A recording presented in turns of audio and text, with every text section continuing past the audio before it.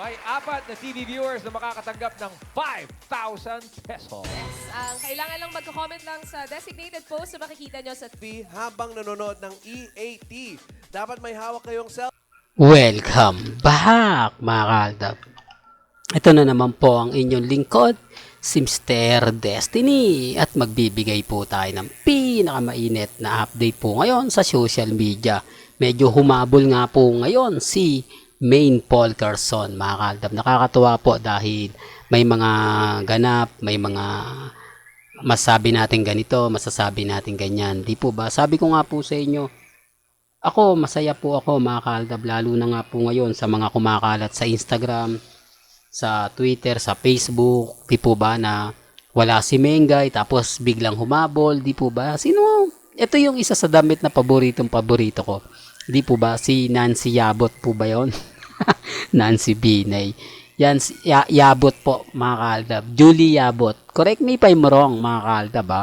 Kasi sinasabi ko naman po sa inyo, hindi naman po tayo certified vlogger, di po ba? Basta tayo, kumbaga, may mga bagay-bagay po na iba talaga si Mr. Destiny, no? Updated na updated. Biruin mo, naihabol niya pa si Maine Mendoza. Marami kasi mga, eto totoo to mga kaaldab, real talk to. Marami po kasi mga main fanatics, kapag wala po kasi si Mengay, kapag nakita nila na, uy, parang wala naman si Mengay, hindi na nga po talaga nanonood. Real talk to mga kaaldab, hindi na po sila nanonood, kumbaga itchapera na sila, yung tipong, uy ayoko, boring na yan, hindi na ako manonood, di po ba? Tapos magugulat na lang po sila, oh, akala ko ba wala si Mengay? Akala ko ba wala, hindi pumunta si Mengay? Ba't nasa Itbulaga? Di po ba? Ito yung mga sinasabi ko na ginugulantang lang po sila. Di po ba? Pero bago tayo magsimula at bago natin ituloy itong mainit na update po natin, kung bago ka lang sa channel na to, at isa kang true-blooded Aldab Nation na nagmamahal po kina Mengay at Tisoy, tama po ang channel na pinuntahan mo, kaya consider na po kitang bagong subscriber. At huwag mong kalimutang i-share ang mga video po natin sa mga mamis, sa mga titas, at sa mga senyor. I-remind ko lang po sa inyo sa mga dumadaan, sa mga bumibisita sa channel ko, wala pong pilitan dito.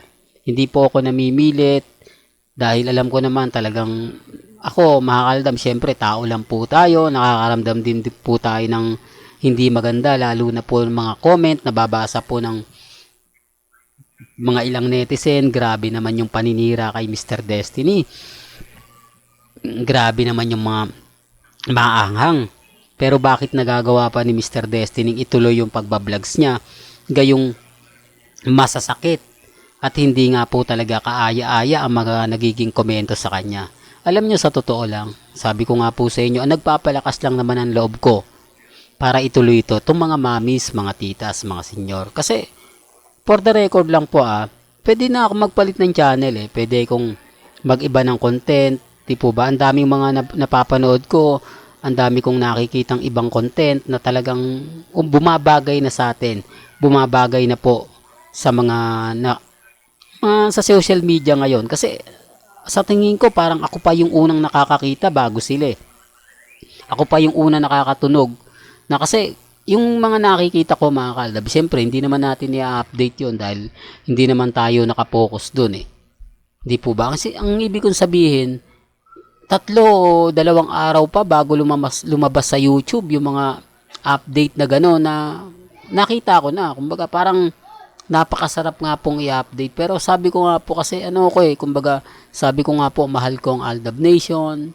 mga mamis, mga titas, mga senyor. Kaya ako po ito ginagawa. Hindi po ba? Hindi to para lang ganito, para lang gano'n. Hindi po. Mali po lahat ng iniisip nila.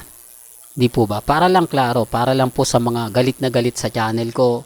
Kala mo, kumbaga pinipilit ko sila. Kala mo, lahat ng sinasabi ko talagang guilty sila. Bakit? Bakit po ba sila guilty sa mga ina-update ko? Aldab Nation naman po ako Pupunta lang po talaga sila rito para maki-update, para makagkaroon ng mga kaalaman pagdating po sa social media. Pero yung iba guilty kasi wala naman po talaga silang update. Hirap po sila makakuha ng impormasyon galing kay Mengay, di po ba? Hindi katulad ni Mr. Destiny, marami tayo nakukuhang update, marami tayo nakukuhang kaganapan. Ang problema lang po sa kanila, affected sila. Gusto nila kapag kay Mengay lang. Sabi ko nga po, lagi kong pinapaliwanag, Aldab Nation tayo. Di po ba? Kasi walang army na nag-a-update O, paano ka magbibigay ng update sa army kung ni isang photos, ni isang video ng bago?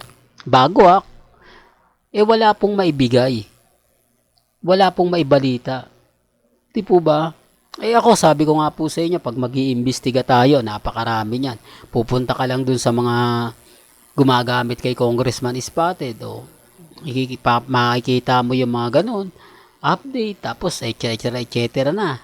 Iba po tayo, di po ba? Ito yung lagi kong pinapaliwanag sa mga dumadaan at sa mga bumibisita po sa channel ni Mr. Destiny. Sa mga hindi po naniniwala, sa mga nagsasabing, nako, si Mr. Destiny, paasa lang yan. Lahat ng mga sinasabi niya, fake news, lahat ng mga, kumbaga, pinapaliwanag niyan, hindi totoo, okay lang. Wala namang pong pilitan sa mga sinasabi ko. At least updated lang po. Di po ba? Gaya nga po ngayon, marami nagulat, marami nagtaka, maraming nagsabi, uy, wala si Mengay pero bakit sa huling part na andun siya? Ano ba yan? Tape bang E80? Ganto ganyan, etc. Hindi ko alam, mga kaaldab. Sabi ko nga po sa inyo, mas mas malihim na po ngayon si Mengay. Hindi na siya gaya ng dati, hindi na po siya katulad ng masasabi natin na marami nagbibigay ng update. Gaya po ni Karen, gaya po ni Raisa, ng mga panahong si Maha, Miles, ang dami. Di po ba? Busog na busog tayo. Di po ba? Tapos may mga pahabs pa si Paulo, si Alan, pero ngayon parang wala, parang ganito, parang dead man na lang. Di po ba? Nag-aantay na lang ng ano ba latest, ano ba ganap, ano ba ganito. Sabi ko nga po sa inyo, depende na lang po ito sa unang magbibigay ng update. Depende na lang ito sa ipopost ni Mengay sa kanyang Instagram o kaya sa Twitter. Pero karamihan naman po talaga, mga kaaldab, wala. Pero i-remind ko lang dito sa channel ko, wala pong pilitan. Ano man po yung mga nababasa ninyo, napapanood ninyo, napapakinggan po ninyo, okay lang yan. Normal lang po yan. Ang importante lang naman po sa akin, kung ano yung napapanood ninyo, kung ano yung nakikita ninyo, yan lang naman po yung ibabalita natin. Di po ba? Bahala na po sila kung ano yung magiging senaryo, kung ano yung napapakinggan nila sa iba. Bakit sa iba ganito? Okay lang. Hindi ko naman po pinaparehas yung update ko sa iba. Kasi alam ko naman po bumaliktad na yung mga yun Di po ba? Kumukuha lang ng simpatya sa ibang Aldab Nation. Kung totoong Aldab Nation sila, di dapat magkakasama pa rin po kami. Di po ba? Well, hanggang dito na lang po yung updates natin Kaya kung gusto nyo pa po ng pinaka-latest at sariwang update, abay tutok lang po kayo dito sa channel ni Mr. Destiny para updated po kayo sa mga bagong video po na ilalabas po natin maya-maya lang. Hanggang sa muli, salamat po sa panonood at pakikinig.